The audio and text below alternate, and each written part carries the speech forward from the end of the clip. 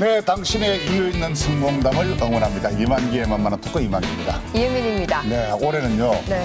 44년 만에 우리나라에 태풍이 가장 많이 올라온다고 합니다. 그래서 안전에 철저하게 대비를 해주시기를 부탁드리겠습니다. 네.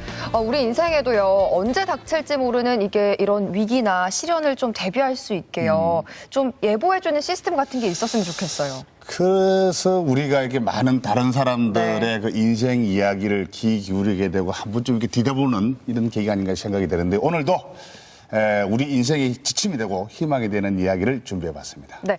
오늘 만만한 토크 모신 분은요, 정말 태풍처럼 몰려오는 인생의 굴곡들을 온몸으로 맞서 싸워오신 분입니다. 살아있는 세일즈계의 전설이시자 또 새롭게 출사표를 던진 HST 그룹의 대표 하석대 대표님 모셨습니다. 네, 안녕하십니까. 안녕하세요. 초대해 주셔서 감사합니다. 네.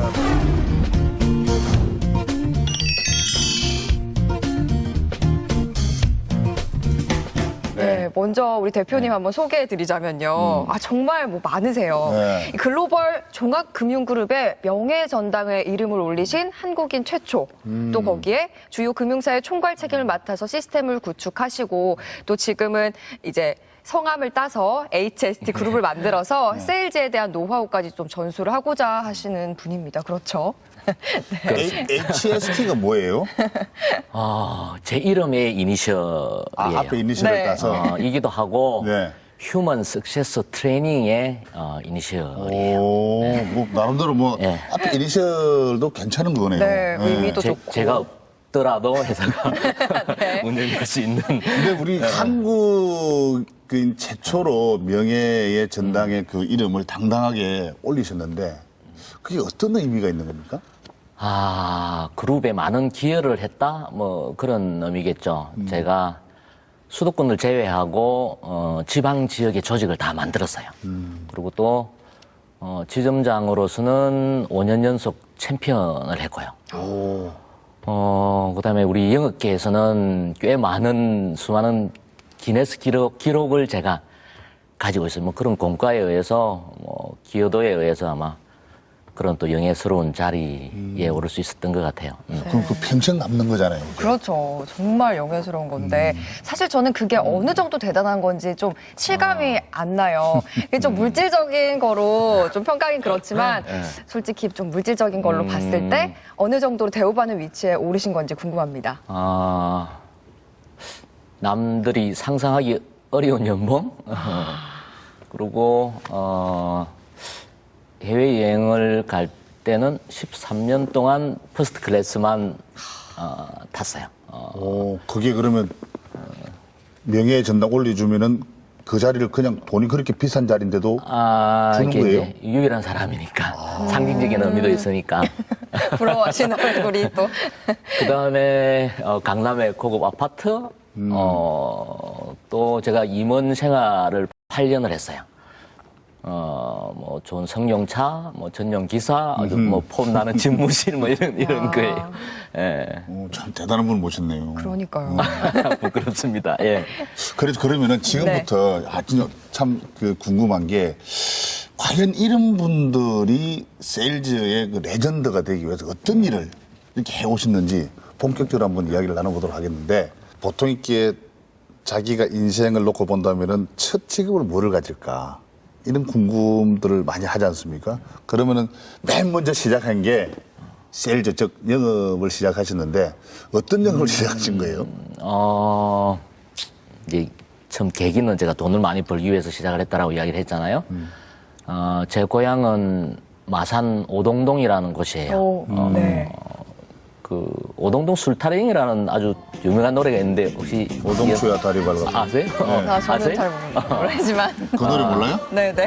오동동이요. 네, 감사합니다. 제가 어릴 때 했던 거예요. 제가 어릴 때 매일 듣고 자란 자장가예요. 자장가를 술 타령을.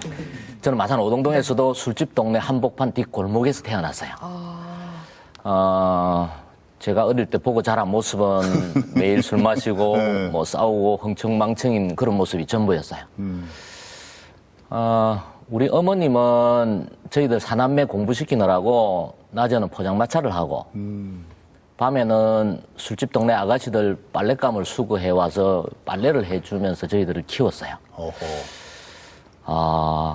사춘기 때 아주 제가 잊을 수 없는 그런 마음 아픈 추억이 하나가 있어요. 네. 어느 추운 겨울날 오밤중인데, 다른 날하고, 추운 겨울날 오밤중에 제가 화장실에 다녀오는데, 잠에서 깨어서 화장실에 다녀오는데, 여느 날하고 다름없이 어머님이 수도가 불빛 아래 쪼그리고 앉아서 빨래를 하고 계시는 거예요. 가만히 보니까 어머님이 졸고 계세요. 제가 깨워야 되겠다고 생각을 했어요. 그래서 어머님에게 다가가서 어깨 위에 손을 올리려고 하다가 빨래대 안을 무심히 봤는데 빨래대 안이 빨간 색깔로 변해 있는 거예요. 이게 뭐지라고 보니까 우리 어머니 손이 갈라지다 못해 불어 터져서 피가 줄줄줄 새어나오고 있는 거예요. 그것도 모르고 차디찬 물에 손을 담그고 빨랫감을 주물럭거리고 계시는 우리 어머님의 모습, 저는 30년이 넘게 지났는데도 영원히 잊을 수가 없어요. 그때 결심을 했어요. 내 자식한테만큼은 이 지긋지긋하고 자존심 상하는 가난을 절대 물려주지 말아야 되겠다.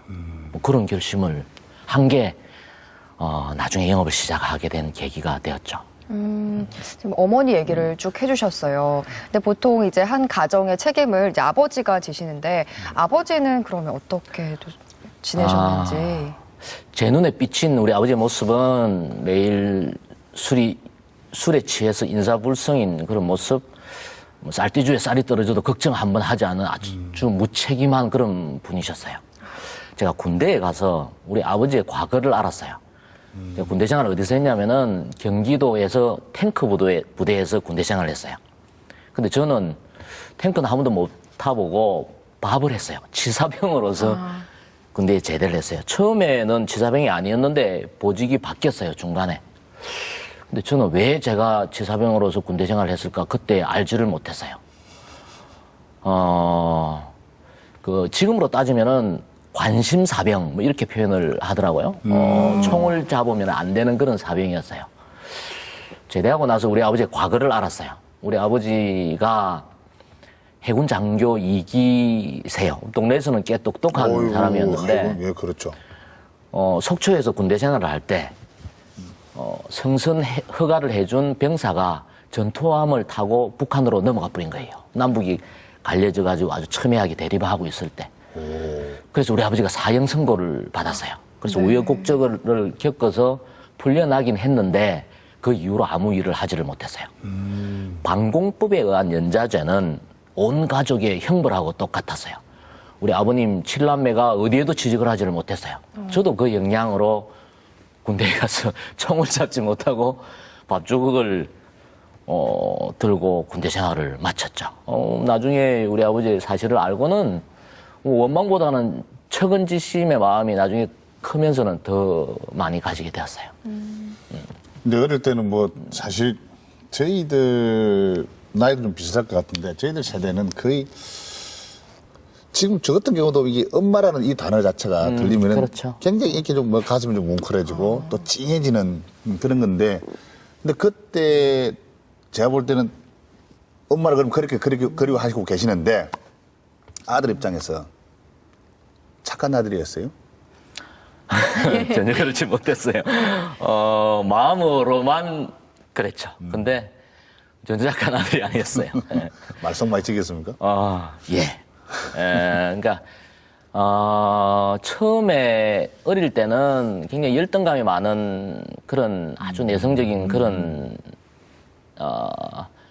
그런 애였는데 이제 사춘기에 접어들고 하면서 이제 반항심이 많이 생겼죠. 가난에 대한 그런 열등감을 감추려고 그렇게 표출됐는지도 모르겠고 어쨌든 굉장히 어머니 속을 사춘기 시절까지는 많이 속였어요. 학교는 그러면 제대로 다 이렇게 다니신 거예요? 야간대학을 다녔어요. 주경야독으로 야간대학을 다녔는데 첫 직장을 마산약품이라는 회사에 들어가서 뭐 나름대로 어머님 고생 이제 덜 시키고 열심히 일을 했는데 회사가 부도가 났어요. 그래서 세상이 참 만만찮구나라는 것을 그때 처음 알았어요. 그러고 나서 군대에 갔죠. 군대에 가서 지사병으로서 일을 하고 아버지의 과거를 알았죠. 학교 졸업한다 하더라도 내 인생이 뭐 변화될 수 없겠다라고 생각을 했어요. 뭐 연좌제도 있었고. 그래서 제대로 하고 어떤 결심을 했냐면은 밑바닥부터 한번 열심히 노력해서 한번 성공을 해보자라고 결심을 했어요. 그래서 진주의 벽돌 공장에 가서 일을 했어요. 그리고 마산으로 돌아와서 파레트 제조 공장에 가서 그야말로 도시의 최하층 노동자로서의 삶을 1년 동안 살았어요. 1년 정도 지났는데 정말 캐션마크가 생기는 거예요. 일도 힘이 들었지만 일을 마치고 나서 동료들하고 뭐 밥을 먹고 술을 한잔 하고 하는 시간들이 힘이 들었어요. 왜냐하면은 이 공감대가 제 마음적인 공감대가 안 생기는 거예요. 대화가 안 되는 거예요. 술을 마시고 나면은 이야기의 주제는 세상에 대한 불평, 불만, 엄담, 패설. 또 술 한잔 먹고 기분 내키면은 하루 벌은 거 톡 틀어서 술 다 마셔버리고 미래가 없는 거예요. 나는 내 인생을 커리어 패스 하기 위해서 이 일을 선택을 했는데 이러다가 나도 이 사람들하고 똑같이 이렇게 허덕이면서 인생을 살 수밖에 없겠구나. 겁이 들컥 나는 거예요. 그 대사 정신 차리는 이제 계기가 되는 거네요. 그래서 예. 내 인생 처음으로 공부를 한번 해보자라고 생각을 했어요. 그리고 1년 동안 정말 열심히 공부를 했어요. 복학도 하고. 네. 그야말로 정독실에 앉아서 도서관 문 열고 문 닫을 때까지 1년 동안 열심히 공부를 했는데 또 제 마음에 캐션마크가 생기는 거예요. 내가 왜 공부를 하지라는 생각이 드는 거예요. 그냥 남들이 공부하니까 그냥 공부하는 거예요. 꿈도 없고 어느 회사에 취직해야 되는 목표도 없고 뭐 꿈도 없고 그냥 막연하게 공부를 하는 나 자신을 발견을 했어요. 그래서 이것도 그만두자라고 생각을 했어요. 그래서 공부도 접어버리고 그리고 그냥 내 하고 싶은 거 마음대로 하고 지내자. 그때부터는 학생운동을 했어요. 그리고 그 힘들다는 우리 시대에 예. 또 학교 앞에서 돌 던지는 게 예. 하나의 문화였으니까 뭐 머리도 빡빡 깎고 매일 삭발을 하고 있었고 그리고 졸업을 하고 노동자가 되어서 노동운동을 했었죠. 근데 사실 아버님도 이게 좌익으로 좀 몰리셔서 그렇게 좀 힘든 시간을 보내셨단 말이에요. 그럼 사상운동이라는 이 자체가 굉장히 치가 떨리기 싫으셨을 것 같은데 또 이렇게 운동권으로 들어가서 하게 된 이유가 뭘까요? 우리 시대에 뭐 민주화라는 게 시대적인 화두였고 뭐 그런 것도 있지만 그거보다 더 큰 것은 사실을 지금 생각을 해보면은 제 어떤 세상에 대한 반항심 이런 게 그렇게 표출되지 않았느냐라는 생각을 해요. 근데 그렇게 80년대죠. 예. 80년대에 이제 정말 그 민주화 운동. 네. 예. 가장 그 우리나라의 그 어떤 역사를 놓고 본다면 심했던 시절인데 근데 아버님은 뭐 그렇다 하더라도 워낙 우리 하 대표님께서 사랑하셨던 또 좋아하셨던 어머님은 예. 반대 안 하셨습니까? 말 못했죠. 제가 아까 전에 학교 다닐 때 머리를 항상 삭발하고 다녔다 했는데 삭발도 하고 단식도 하고 막 이렇게 거의 그게 생활이었으니까 우리 어머님에게는 학교에서 연극을 하는데 그 우리 집안에 스님들이 몇 분 계세요. 그래서 제가 배역을 스님을 역할을 맡아서 장기적으로 연극을 하기 때문에 그래서 삭발을 했다라고 뭐 거짓말을 했죠. 시내에서 데모를 하고 하면은 저는 경찰이 무서운 게 아니라 어머님이 무서웠어요. 우리 어머님이 시내에서 조그마한 막걸리 집을 하고 계셨어요. 네, 포장마차도 하시다고. 네, 그래서 혹시나 어머님이 볼까 이 데모를 하면서도 어머님이 나타날까 그러니까 항상 그 마음이 굉장히 힘이 들었어요. 그러다가 제가 노동운동을 하면서 어떤 생각을 했냐면은 두 마음이 자꾸만 갈등을 하는 거예요. 하나의 마음은 정의로운 소외된 노동자들을 위한 정의로운 노동운동가의 삶을 살자 이 마음하고 또 하나의 마음은 내 돈 많이 벌어야 되는데 내 꼭 성공해야 되는데 내 우리 어머님 성공시켜 드려야 되는데 이 두 마음이 자꾸만 싸우는 거예요. 그래서 한쪽 마음을 없애버려야 되겠다라고 생각을 했어요. 그러기 위해서는 감옥에 가야 되겠다라고 생각을 했어요. 왜 갑자기 그가 뭔 상관 있어요? 감옥에 가버리면은 돈 버는 마음은 없고 그냥 투사로에서의 길만 갈 수 있을 것 같았어요. 그래서 그때부터는 감옥에 가기 위해서 열심히 앞장서서 데모를 했어요. 근데 어느 날 감옥에 갈 수 있는 찬스가 왔어요. 시내에서 제가 노동자 학생들 연계 데모를 시위를 주도하고 있는데 갑자기 경찰들이 저에게 들이닥쳐서 정말 그야말로 개맞듯이 맞고 피를 철철철 흘리면서 그 인근 파출소로 끌려갔어요. 그때 저는 지금도 기억이 생생하게 나요. 그렇게 마음이 편할 수가 없었어요. 피를 막 흘리고 가면서도 이제 갈등 안 해도 된다. 내 마음이 이제 결정됐다. 눈을 뜨니까 마산경찰서 앞에 성모병원이라는 병원에 내가 누워 있는 거예요. 너무 많이 맞아서 내가 치료를 받아야 했던 거예요. 추리를 심해서. 한 달 가까이 병원에서 치료를 받고 나왔어요. 저는 감옥에 갈 줄 알았는데 너무 많이 얻어맞고 그렇게 되다 보니까 또 병원에서 나와서 그냥 집으로 돌아왔어요. 집으로 오니까 우리 어머님이 저를 부르는데 가보니까 식칼을 하나를 방에 딱 두고 앉아 계시는 거예요. 둘 중 하나를 선택을 하래요. 데모를 계속 하든지 아니면 이 자리에서 자결을 하시겠대요. 제가 꿀에 앉아서 빌었습니다. 절대로 데모를 하지 않겠다고. 그 어머님 그거 알고 계셨던가요? 그렇죠. 아하. 아무래도 경찰서에서 네. 연락도 그래서 오고. 어머님이 그때 항상 지금도 죄송스러운 마음이 굉장히 커요. 그럼 그때 풀어준 게 네.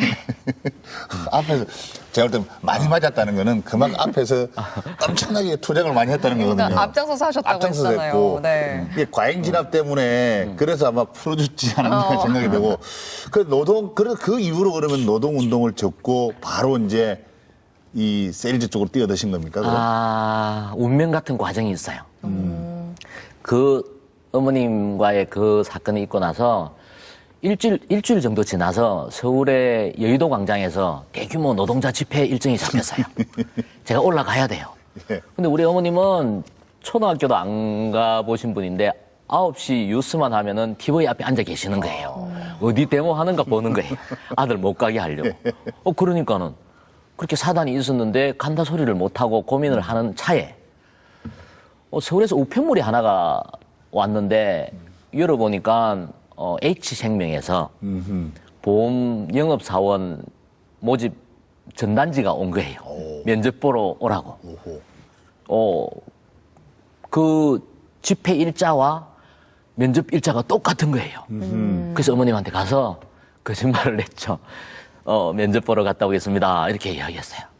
예전에 할머니들 몸빼 바지를 입고 계셨는데 거기에 속 주머니에 꼬깃꼬깃한 10,000원짜리 2개 저한테 손에 지켜주면서 면접 잘 보고 밥 굶지 말고 오라고. 양심의 가책은 있었지만 그거 받아서 서울로 올라왔어요. 서울로 왔는데 집회가 그때 12시쯤 집회했는데 먼저 가서 기다리지 뭐 생각하고 여의도로 가는 버스를 탔어요. 여의도를 가려고 그러면 영등포를 거쳐서 가는데 영등포점에 왔는데 제가 차창 밖을 고개를 이렇게 돌려서 보니까 H생명 빌딩이 딱 보이는 거예요. 저도 모르게 벌떡 일어나서 내렸어요. 예. 지금 생각해 보더라도 내가 그때 왜 내렸을까라고 생각을 해보면은 제 마음속에 어머님이 계셨던 거예요. 내가 그 얘기를 누가 도왔다고.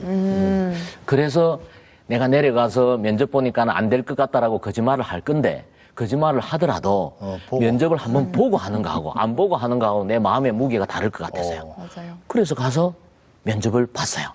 근데 나오자마자 저는 그 회사 나오자마자 면접을 봤다라는 사실조차도 까먹어버렸어요. 그리고 집회 참가하고 다음날 아침 일찍 버스를 타고 마산으로 돌아왔어요. 그리고 어머님한테 가서 면접 보니까 안 될 것 같다라고 이야기를 하려고 갔는데 이런 합격 통지서가 먼저 와 있는 거예요. 집에. 돌아서자마자 합격 통지서를 보내버린 거예요. 우리가 살면서 임기응변이다라고 이야기를 하죠. 근데 임기응변도 조금이라도 생각을 하고 있어야 돼요. 합격 통지서가 먼저 올 거라고는 전혀 상상을 하지를 못했거든요. 그 합격 통지서를 들고 일주일 동안 고민을 했어요.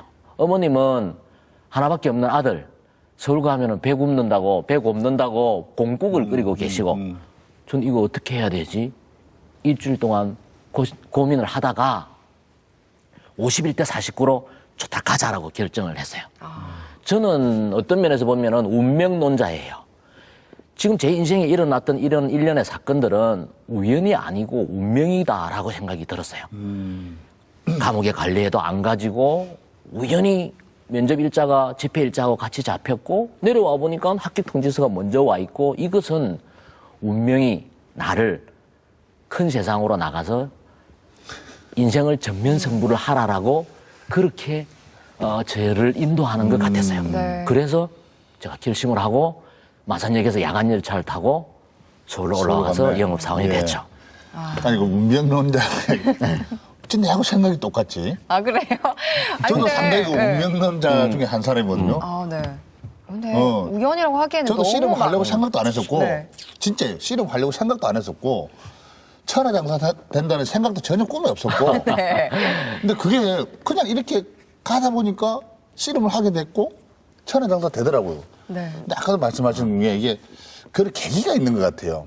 계기가 있고 또 부모님들 그 하 대표 이야기 들어보니까 어차피 서울 간 거 이게 운명이 맞아요. 이렇게 너는 이 길로 가야 된다. 그래서 이제 늘 그 어머님이 어머님의 공덕인 것 같아요. 그 공덕의 계식기에 우리 석태를 갖다 이렇게 끌고 가지 조를 가는 나쁜 놈을 요렇게 잡아내고 막 이렇게 맞습니다. 예, 인정합니다. 하신 예, 것 그런 것 같은데. 같아요. 근데 진짜 드라마 같은 이야기들이었는데, 근데 그렇게 보험사에 입사를 하시고 처음부터 일이 좀 잘 되진 않으셨죠? 네. 어떤 에피소드들도 있을지. 대단한 결심을 하고 올라갔는데 세상이라는 게 참 만만찮다라는 것을 너무나도 크게 느꼈죠. 또 제가 뭐 지금 뭐 이렇게 우리 이 아나운서님께서 뭐 세일즈의 뭐 전설, 뭐 레전드 이렇게 저를 평가를 하시는데 네. 저는 정말 제가 세일즈를 통해서 성공할지는 제 인생 정말 그렇게 생각을 하지를 못했어요. 굉장히 뭐 내성적이고 남에게 아쉬운 소리를 못하는 그런 성향이거든요. 학교 다닐 때 차비가 없어서 친구한테 돈 못 빌려서 2시간을 뭐 걸어서 간 적도 한두 번이 아니에요. 뭐 그런 제가 이제 세일즈를 시작을 한 거예요. 서울에 또 아는 사람도 한 명도 없고, 그냥 한 서너 달을 여기 기웃, 저기 기웃, 하루 종일 버스 타고 다니고, 전철 타고 다니고, 뭐, 도시에 버려진 외로운 하이에나? 뭐, 여기 기웃, 저기 기웃. 여의도 고수부지에 가서 깡소주 먹으면서 울기도 참 많이 울었어요. 뭐, 이야기할 사람이 없으니까 달님하고 이야기하고, 뭐 별님하고 이야기하고 뭐 밤에는 잠도 자지도 못하고 갈등하고 그러면서도 그만두지도 못하고 그런 시간을 한 3, 4개월 정도를 보냈죠. 그러다가 제 인생을 변화시키는 결정적인 사건이 있었어요. 어느 날 등산을 갔다가 절에 가서 물을 한 잔 먹고 있는데 이 절이 좀 분잡스러워요. 가만히 보니까 절에서 행사를 하고 있는 거예요. 절을 천배를 하는 행사를 하고 있는 거예요. 오. 갑자기 나도 한번 해볼까라는 생각이 드는 거예요. 뭐 그런 거 있잖아요. 일이 잘 안 풀리고 막 복잡하고 할 때 몸을 혹사시키면은 카타르시스를 느끼는 그런 기분이 있잖아요. 네. 그래서 그냥 법당안으로 그냥 올라갔어요. 그리고 사람들이 절을 하기 시작을 할 때 저도 따라서 절을 했어요. 너무너무 힘들더라고요. 저는 불교 신자도 아니고 절도 한 번도 안 해봤기 때문에 견눈질을 해가면서 절을 했는데 500배의 절을 마치고 나서 더 이상 못 하겠더라고요. 그만두려고 생각을 했는데 가만히 법당안을 이렇게 쳐다보니까 제가 가장 어린 거예요. 제가 나이가 가장 젊은 거예요. 대부분 중년의 여성들이었고 남자분들도 아주 연배가 높으신 이런 분들이었어요. 이것도 내가 중간에 다 마치지 못하고 그만둔단 말인가 뭐 이런 생각이 드는 거예요. 다 나보다도 나이가 많으신 분들이 하는데 그래서 다시 마음을 다 잡아먹고 힘들지만 절천번을 다 마쳤어요. 진짜로 뭔가를 한 것 같은 느낌이 들었어요. 그리고 자리에 앉았어요. 자리에 앉아서 아직까지 절을 마치지 않은 사람들 이렇게 한번 둘러봤어요. 제 옆에 할머니 한 분이 절을 하고 계셨어요. 처음 시작을 할 때부터 이 할머니가 신경이 쓰였어요. 내가 할머니의 모습을 이렇게 곁눈질을 해가지고 보니까 좋게 팔수는 되어 보이는 할머니셨는데 저는 세상에 태어나서 사람의 모습이 이렇게 아름답다라는 것을 그때 처음 봤어요. 그 할머니를 보고. 예. 아주 왜소한 할머니가 회색 법복을 입고 하얀 머리에 비녀를 꽂고 계시고 등이 이렇게 굽었는데 한 배 한 배 정성을 다해서 절을 하는 모습, 아름다움을 넘어서 신비롭다는 생각이 들었어요. 할머니도 절을 마쳤어요. 제 옆에 앉으셨어요. 동지애가 느껴졌어. 그래서 제가 말을 건넸어요. 예. 네. 어우, 할머니 힘들지 않으세요?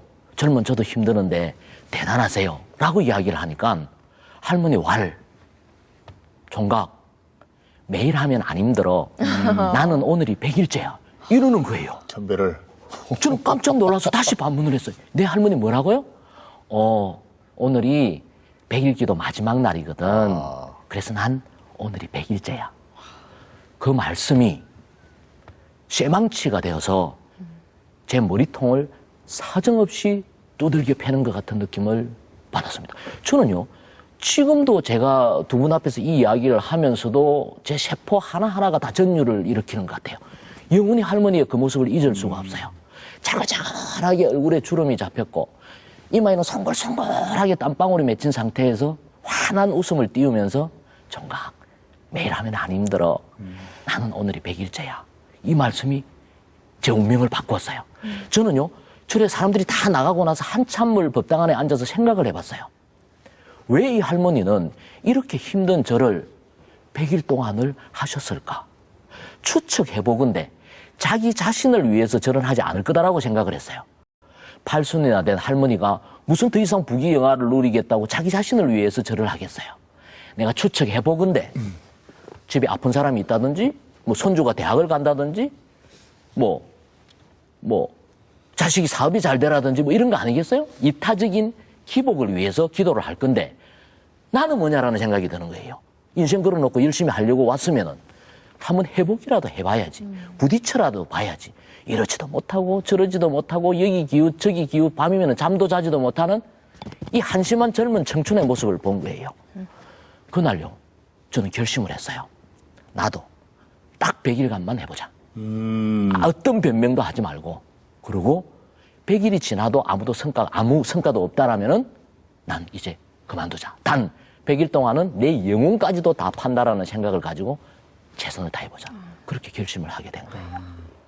사실 뭐 결심은 쉽지만 이렇게 행동으로 옮기기가 그렇죠. 정말 어려운 법이거든요. 정말 그때 또 운명처럼 또 할머님의 그 말씀이 또 한 계기가 돼서 이제 영업일을 딱 본격적으로 시작하시게 됐는데, 그럼 이런 결심을 가지고 처음으로 방문한 곳 혹시 기억이 나시나요? 영등포에서 21번 버스를 탔어요.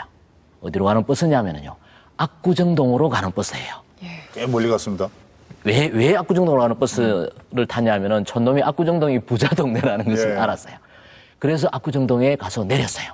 내려서 무조건 가가호 방문, 도립 방문을 하려고 결심을 한 거예요. 오호. 그리고 물색을 했어요. 거기에 로데오 거리에 아주 고급스러운 빌딩들이 많이 있거든요. 압구정동하고 청담동 경계 지역 정도에 외관상 밖에서 봤을 때는 아니 무엇을 하는 곳인지 가늠하기가 어려운 신비스러운 빌딩이 하나가 딱 있었어요. 자, 저기서부터 들어가서 내가 영업을 한다. 라고 결심을 했어요. 네.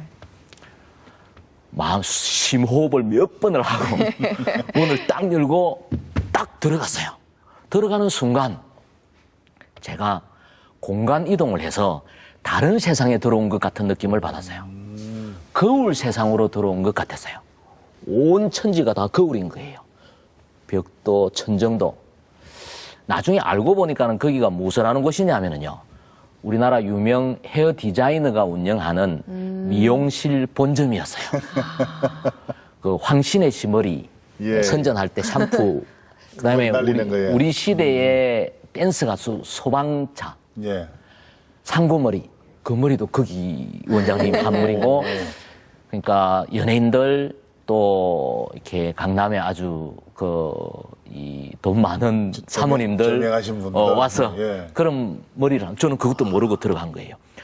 한참 정신이 없어 넋을 잃고 있는데 이 종업원인 듯한 사람이 보니까 여기 올 사람은 아니니까 뭐 여기서 이러시면 안 됩니다 하고 만류를 하는 거예요. 그때 정신을 차렸어요.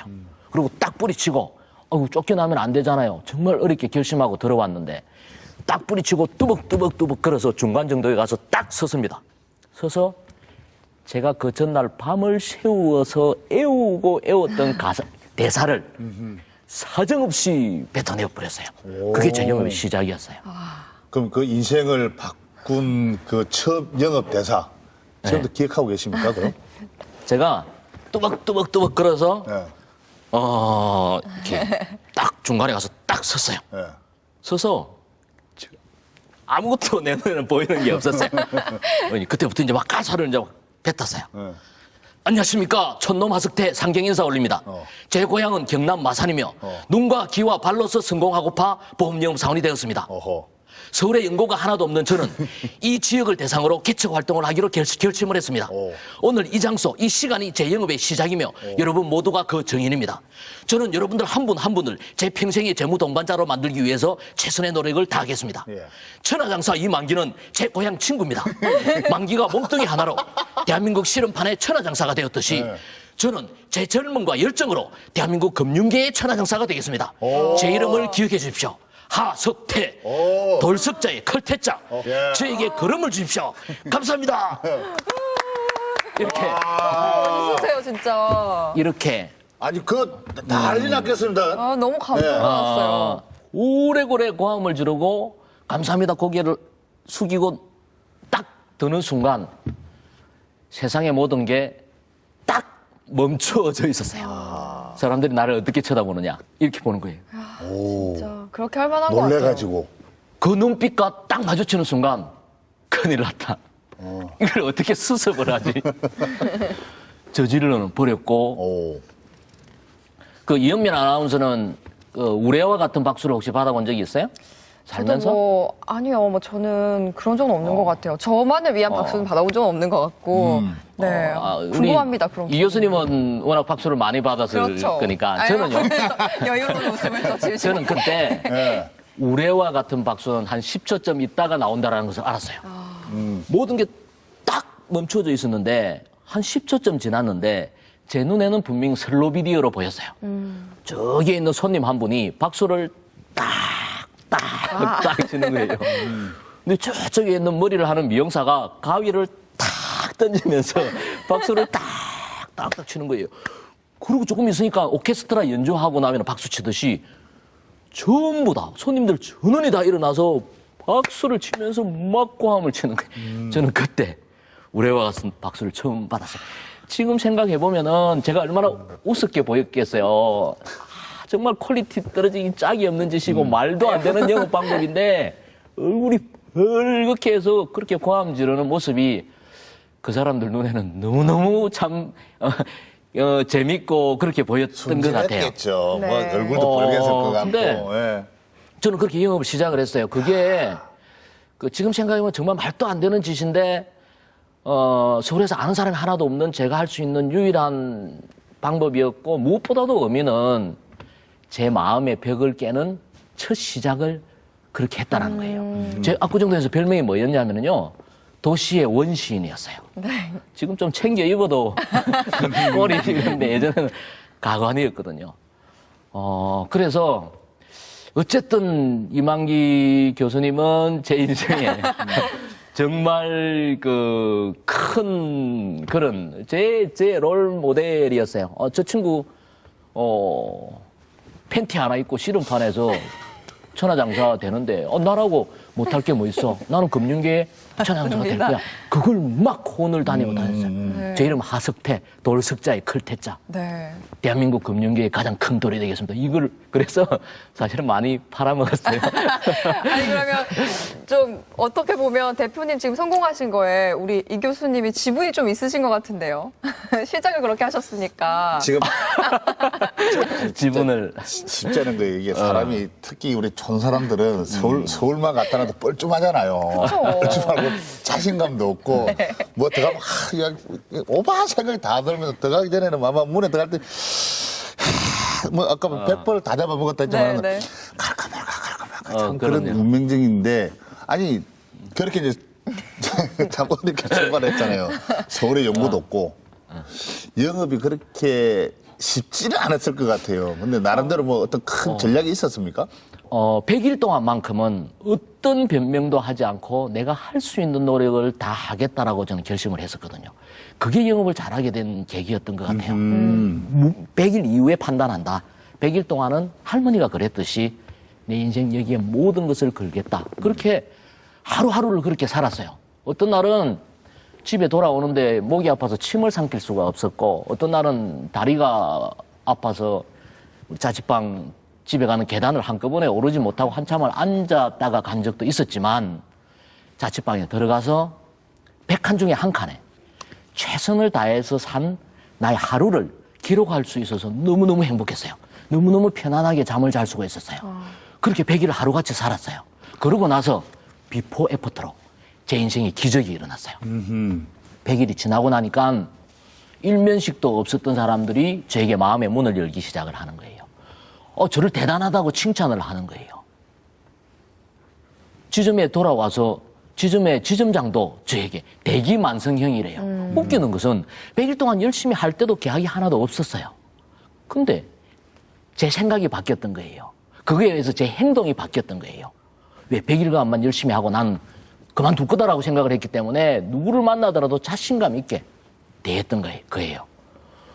그러고 나서 100일 이후에 영업의 세계에서 20년이 넘도록 저는 2등을 별로 해본 적이 없어요. 오, 20년 동안이나요? 월급을 넉 달 동안 일해서 14만 원을 제가 첫 월급을 받았는데, 그게 뭐 100만 원, 1000만 원, 그게 한 달 월급을 1억을 받는 그런, 제가 믿어지지 않는 100일을 투자해서 계산을 좀 해놔야 돼요. 약간 롤 모델을 했다. 그런 사람이 된 거예요. 그래서 오, 야, 대단했구나. 제가 작년에 책을 썼어요. 네. 딱 100일만 미쳐라. 제 인생의 교훈, 신앙 간증을 하는 그런 의미로 많은 사람들이 100일 동안 열심히 일을 하면 뭐 곰이 사람이 된다라고 하는데, 맞아요. 그까짓 것 내 마음속에 이루고자 하는 꿈 100일 동안 집중하면 누구도 이룰 수 있다. 그것을 그 100일이라는 그런 교훈을 전해주는 그런 강연 활동을 지금 또 열심히 하고 있어요. 와, 저도 막 느껴지는 게 굉장히 네. 많은데요. 네, 이제 세일즈의 성공 신화를 이룩하기까지의 이야기를 정말 막 재밌고 너무 또 왜 제가 또 더 몰입해서 이렇게 들을 네. 수가 제가 있었는데요. 흥분을 한 것 같아요. 그런데 이렇게 최정상의 자리에 또 있으실 때 돌연 좀 사표를 내시고 또 새로 회사를 차리셨어요. 어떤 회사인지 먼저 궁금합니다. 론 바흐만이라는 사람과 닉 부이치치라는 미국의 동기부여 강사에 강연하는 모습을 봤어요. 두 다리가 두 분 다 없는 분이에요. 난 두 다리가 없지만 꿈이 있어 인생을 즐겁고 행복하게 산다. 너희들의 꿈은 뭐냐? 라고 이야기하는 그 강연을 보고 며칠 동안 잠을 자지를 못했어요. 그리고 이제 내 인생 후반전을 시작을 해야 될 때다라고 생각하고 회사에 사표를 던졌어요. 제가 사표를 던졌을 때 사람들이 저를 이해하지를 못했어요. 뭐 수억의 연봉을 받고 있었고, 뭐 좋은 승용차, 기사, 말 한마디만 하면은 다 알아서 해주는 부하 직원들 비서, 이거 기득권 내려놓기가 사실은. 그렇죠. 쉽지는 않았을 역시 것 마찬가지로 51대 49로 그런 결심을 했어요. 저는요, 제 인생을 이분법적으로 계획을 했었어요. 인생 전반전은 성공지향적으로 산다. 그리고 인생 후반전은 의미지향적으로 산다. 그래서 인생 전반전 남들보다도 더 열심히 또 경제적인 성취를 하기 위해서 노력을 했고, 약간은 일반적인 사람에 비해서는 많은 것을 이루었어요. 이제 의미지향적인 삶을 살려고 해요. 어떤 일을 하려고 하냐면요, 저는 세일즈 학교를 만들 거예요. 대한민국 최초의 세일즈 학교를 만드는데 저는 제 인생 후반전을 걸었습니다. 근데 제가 왜 세일즈 학교를 만들려고 하냐면요, 두 가지 문제의식 때문에 그래요. 하나는 영업에 대한 인식이에요. 세일즈에 대한 인식이에요. 기업의 궁극적인 목적이 뭐냐? 우리는 이윤 추구다라고 배웠습니다. 그렇습니다. 근데 이윤은 어떻게 만들어지냐면요, 판매에 의해서 만들어집니다. 영업을 해야만이 이윤이 만들어진단 말이에요. 그래서 모든 기업들은 세일즈 전쟁을 치르고 있습니다. 국가도 마찬가지예요. 대통령이 해외 순방을 가면은요, 틀림없이 따라붙는 수식어가 있어요. 세일즈라는 수식어가 따라붙어요. 세일즈 외교, 세일즈 대통령, 박근혜식 세일즈 뭐 이런 표현을 하지 않습니까? 이렇게 기업이나 국가의 존망을 좌우하는 이렇게 중한 일이 세일즈인데도 불구하고 세일즈를 가르치는 학교도 없고 기관도 없고 그런 학교의 과도 없어요. 아직도 어른들은 책상머리에 앉아서 사물을 봐야지 뭘 팔로 다니는 것은 천한 일이다라고 생각을 해요. 저는 그 인식을 바꾸려고 하는 거예요. 또 하나의 이유는요. 저는 그 글로벌 금융 그룹에 근무했기 때문에 해외여행을 참 많이 다녔어요. 특히 이번에 하프타임을 가지면서 정말 세상 구석구석을 저 혼자서 여행을 참 많이 다녔는데, 제가 여행을 다니면서 가장 크게 느끼는 것이 정말 대한민국인이라는 게 자랑스럽다라는 생각을 정말 많이 했어요. 우리가 K-팝이나 우리 K-컬처, 뭐 우리의 문화, 드라마, 우리가 생각하는 것보다도 외국 사람들이 훨씬 더 우리를 대단하게 생각을 하는 것 같아요. 정말 열광을 하는 것 같아요. 제가 예를 들어서 말씀을 드려보면은, 제가 남미를 여행을 할 때 브라질, 아르헨티나, 파라과이 국경에는 밀수 시장이 있어요. 거기 구경을 갔다가 술을 한 잔 먹기 위해서 나이트클럽에 갔어요. 남미에는 나이트클럽에 가서 술을 먹어야 안전해요. 나이트클럽에 딱 들어갔는데, 이게 제가 자리에 딱 앉았어요. Where are you from? 코리아. 이게 영어의 전부였어요. 어디서 왔느냐? 한국에서 왔다. 이러니까 저를 딱 잡고 무대로 좀 올라오래요. 무대로 데리고 올라가는 거예요. 저 무대에 딱 섰어요. 강남 스타일이 나오는 거예요. 노래. 무대에 딱 섰는데 느닷없이 강남 스타일이 나오면서 그때 그 가게에 있었던 손님들이 한 100명 정도, 종업원하고 포함해서 어림잡아 100명 정도 됐고, 한국 사람은 저밖에 없었어요. 네. 근데 저를 위해서 강남 스타일을 틀어주고 전원이 일어나서 말춤을 추는데 제가 최고 춤을 못 춰요. 돌아오면서 그렇게 생각을 해봤어요. 왜 세계인들이 이렇게 한국 문화, 한국 드라마, 이 K-팝에 대해서 이렇게 열광을 할까? 내가 질문을 할게요. 윤민 아나운서는 왜 이렇게 외국 사람들이 우리 K-팝이나 우리 문화에 대해서 대단하게 생각하는 것 같아요? 좀 이제 너무 한국적인 것만 하지 않았고, 이제 좀 그 기호에 맞는 걸 했다. 그러니까 한마디로 제 생각에는 또 마음을 사게끔 하는 그런 요소가 있지 않았을까요? 우리 유행하는 K 문화에 있어서는. 제가 답을 한번 내려볼게요. 네. 뭐 우리나라 가수가 뭐 가상활이 좋아서, 뭐 예뻐서, 춤을 잘 춰서 천만의 말씀이에요. 외국 사람들이 우리의 K-팝을 대단하게 생각하는 것은 우리의 K 석세스 스토리가 있기 때문에 그래요. 우리가 얼마나 못 사는 나라였냐면요. 우리가 태어나는 1963년도에 우리나라의 국민소득이 76불이었어요. 필리핀이 170불, 태국이 220불일 때 인도를 제외하고 세상에서 가장 못 사는 나라가 우리나라였어요. 그랬던 나라가 지금 정말 자랑스럽잖아요. IT 강국이었더니 원조를 받는 나라에서 원조를 주는 그런 유일한 나라. 생각을 해보세요. 분단된 조국에 조그마한 땅덩어리에 자원도 하나도 없는 이 나라가 50년 만에 세계 사람들이 생각을 했을 때는 상상을 할 수 없는 기적을 만들어낸 거예요. 이 자체, 한국의 성공 스토리 자체를 대단하게 생각을 하는 거예요. 그 표출이 K-팝이다라는 거예요. 그런데 제가 지적하고 싶은 것은 뭐냐? 근데 K-팝은 있는데 왜 K-스토리는 없냐라는 거예요. 우리나라에. 누가 있나요? 정주영 회장님? 이건희 회장님? 대기업 말고 누가 있나요? 옛날 사람? 거상 임상옥? 경주 최부자? 이런 사람 말고 우리의 영웅은 어디에 있냐 말이에요. 저도 영웅이에요. 우리 이만기 교수님도 영웅이에요. 저는 아직 멀었습니다. 우리 소영웅들이 예. 그것을 가르치는 학교를 만들어야 돼요. 외국 사람들은 우리를 대단하게 생각을 해요. 근데 우리 세일즈나 성공 스토리에 대해서 우리는 아직까지 사대부적인 의식을 가지고 있어요. 외국 게 좋다라고 생각을 해요. 환경도 다르고 외모도 다르고 시대적인 상황도 전혀 다른 그런 사람. 왜 우리 거는 없냐라는 거예요. 이제는 우리 것을 만들 때가 됐다. 우리 것을 만들어서 우리 것을 수출하면은 나는 K-팝 이상으로 우리의 성공 스토리가 세계인들이 열광을 할 거다라고 생각을 해요. 그래서 저는 세일즈 학교를 통해서 우리의 것을 수출하는 일을 하고 싶어요. 참 만만치 않은 세상을 살아오신 우리 하석대 대표님 같은데, 지금까지 살아오셨던 인생의 성공이라고 생각하시는 겁니까? 당연하죠. 저는 제 능력에 비해서 과분한 성공을 했어요. 틀림없이. 제가 생각하는 성공이라는 것은 뭐냐면요.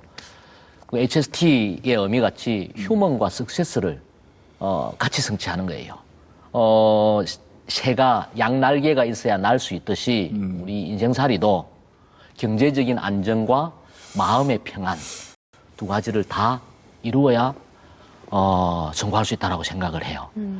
뭐 그런 차원에서 보자라면은 저는 성공을 했고 앞으로 더 큰 성공을 위해서 노력하고 또 다른 사람의 성공을 돕는 그런 일을 할 겁니다. 많이 성공했어요. 저는. 네. 와, 오늘 정말 네. 좋은 말씀 감사드리고요. 네, 그리고 네. 앞으로도 또 많은 사람들에게 본보기가 되어주셨으면 좋겠습니다. 예, 이번 계기로 더더욱 열심히 노력하는 사람이 되겠습니다. 네, 일단 뭐 너무 진짜 놀랬던 게 친구라고 맞아요. 하니까 네. 또. 네, 너무 참 반가웠고 전 너무 홀가분해요. 네. 오늘 이 교수님 만나서. 오랜만에 또 마산하서니까 끝나고 나서 예. 말 터가면 지금은 뭐 방송이가 말을 높여야 되는데 소주 한잔 사주라. 이. 제가? 그래요. 당연하죠. 반갑다. 친구야. 고맙고, 예. 오늘 너무 좋습니다. 네. 아유, 정말 오늘 정말 감사합니다. 출연해서 감사합니다. 예, 감사합니다. 네. 네. 네, 오늘 정말 그 이유 있는 성공담의 이야기를 들어봤습니다. 나는 왜 안 될까 하는 이런 많은 생각을 가지신 분들한테 정말 자극적인 이야기가 되었지 않았나 생각이 듭니다. 그렇습니다. 당신이 스스로 하지 않으면 아무도 당신의 운명을 개선시켜주지 않습니다.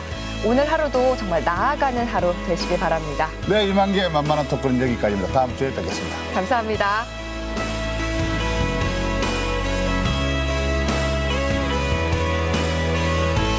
In my place, were lines that I couldn't change. I was lost, oh yeah. And I was lost, crossed lines.